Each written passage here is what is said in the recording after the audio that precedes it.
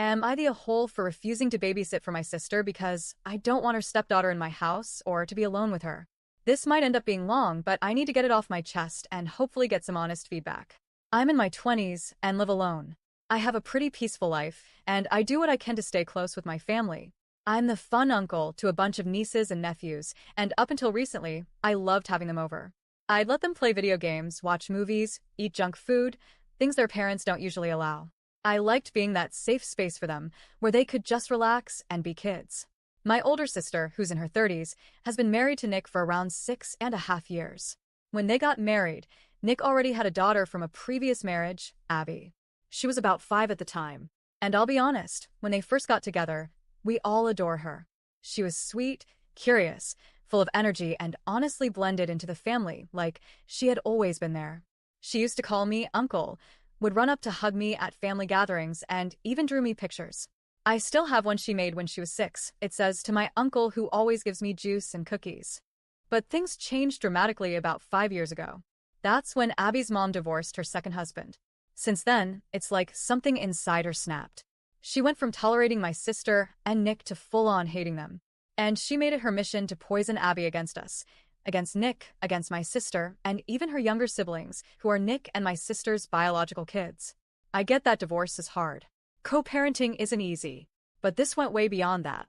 At first, it was subtle.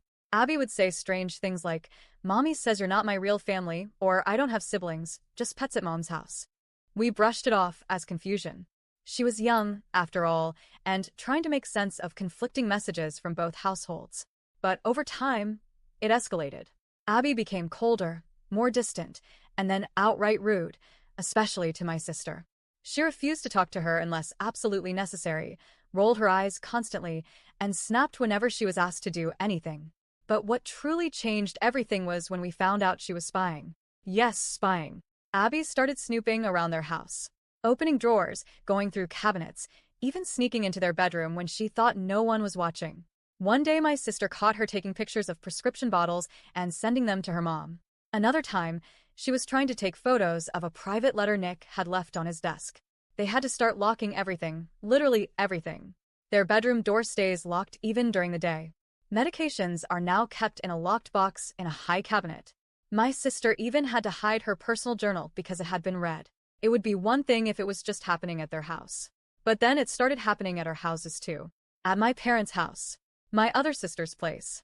Even our aunt's house. Every time Abby was left unattended for even 5 minutes, someone would find a drawer opened or something out of place. And eventually, it became clear she was doing recon for her mother. And here's the kicker. She's still being rewarded for it. Nick and my sister have tried everything. They've brought this up in court. They've put Abby in therapy. They've grounded her, restricted phone access, even tried to have neutral third parties help facilitate boundaries. But no matter what they do, Abby's mom undoes it. She tells her she's a hero for standing up to the fake family. She gives her gifts, praise, and even lets her skip school sometimes after she gets caught, basically reinforcing this behavior. So why would she stop? And I know what some people will say. She's just a child. She's being manipulated. She's the victim here. And I agree. I really do. But that doesn't make her behavior any less damaging or invasive. And it doesn't mean I have to be okay with being around someone who might go through my private things, take pictures of my medications, or twist something I said and report it to a hostile ex. She doesn't see me as her family anymore. She's made that perfectly clear. She told her half-siblings to stop calling her big sister. She told my niece that she's an only child and has no cousins except the ones from her mom's side. She used to sit on my lap during movie nights. Now, she won't even look at me. And that's fine. People change. Kids grow. But I won't pretend everything is normal just to make others feel comfortable. So, when my sister asked me last week if I could babysit her kids this weekend, including Abby, I told her no. It's not even that I had plans. I just couldn't do it. I told her honestly. I'm not comfortable being alone with Abby. I'd feel like I'd have to hover over her every second. Not because I think she's dangerous, but because I don't trust her. And that's not a dynamic I want in my home. I don't want to lock up my office.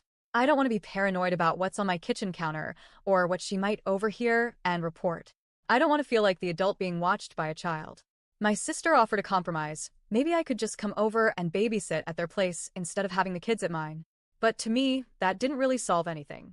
The environment changes, sure, but the stress and emotional labor would be the same.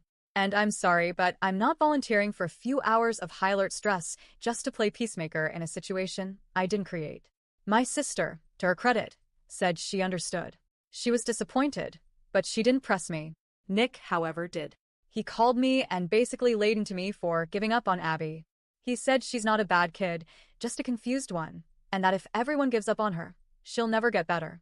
He said that families should step up in times like this, not walk away. He told me that my refusal makes things worse. I didn't respond right away because I was honestly hurt. I've been there for their kids since day one. I've given them my time, my energy, my money, and my home. But now I'm being told that my boundaries are the problem?